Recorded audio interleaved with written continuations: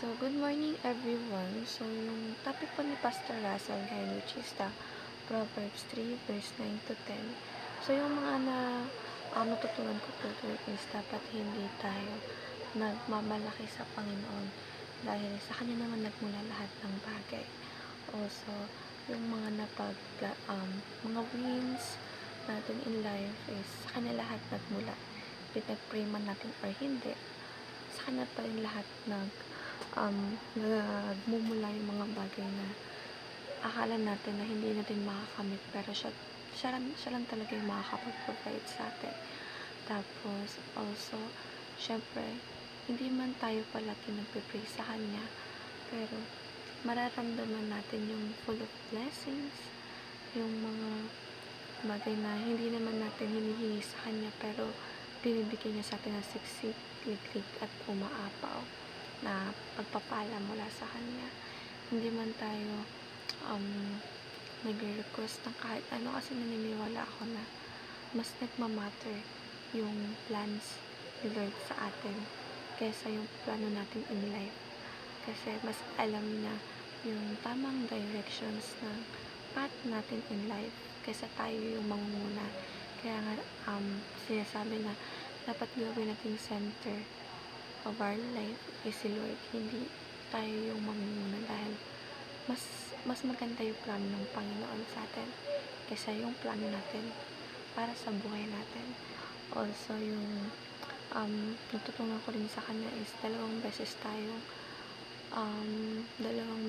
yung natin Panginoon. Una is siya yung creator natin, and pangalawa yung tinubos niya tayo. So, bakit nga dalawang beses tayo pagmamayari ng Panginoon? Una, syempre gaya nga yung sabi ko, sa Kanya tayo nagmula. So, siya yung may karapatan din sa atin kung kailan niya tayo kukunin, kailan niya tayo kasi sa Kanya nga tayo nagmula. Pangalawa naman is, siya yung tumubos sa atin sa kasalanan natin na hindi naman niya kasalanan. So, from the word itself na tinubos, hindi naman niya tayo at the first place, hindi niya tayo kaano-ano, pero hindi niya tayo tinignan sa ganung pagkatao. Despite na grabing makasalanan ng tao, hindi niya tayo tinignan sa karumihan ng tingin ng ibang tao sa atin. Subalit, mas tinignan niya tayo kung paano tayo mahalin. Kaya nga sabi ko, tinubos na yung life natin simula pa lang nung una. So, napaka-grateful at mapagmahal ng Panginoon natin dahil hindi niya tayo pinabayaan. At una sa lahat, hindi niya tayo tinignan sa mga pagkakamali natin sa buhay. Hanggang ngayon, hindi niya tayo tinitingnan kung ano yung pangit sa buhay natin na nagawa. Kahit na paulit-ulit at araw-araw tayo nagkakasala, patuloy pa rin tayong minamahal ng Panginoon at hindi niya tayo pinapabayaan.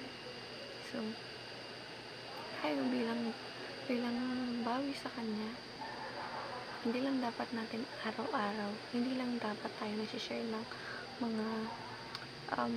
mga pagpapala natin or mga wins natin in life ng isang beses. Hindi lang isang beses na nara tayo sa life, dapat bibigyan natin yung Panginoon. Hindi. I believe na dapat kung araw-araw tayo pinagpapala ng Lord, dapat araw-araw rin tayo magbabalik loob sa Kanya, at araw-araw din natin ibabalik sa Kanya lahat ng blessings na binibigay niya sa atin. So, that's all for today po. Thank you for listening. Bye!